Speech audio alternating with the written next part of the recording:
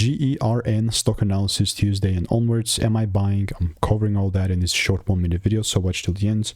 I'm the only person in this space that has actually done 40,000 videos and documented them all, and I'm telling you this because I have all the proof backed up, and it's all my YouTube channel. I mean, unironically, GERN, my most recent prediction was correct. I don't know if it's in this correct in the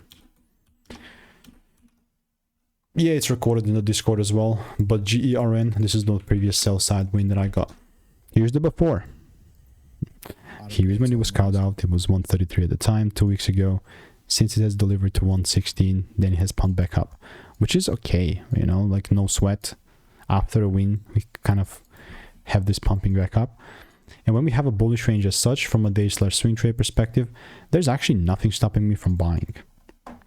But am I going to buy though, like just randomly? No. I would prefer some sort of shift here. And if that does not quite happen, then why the heck would I force? I will not. So stay tuned.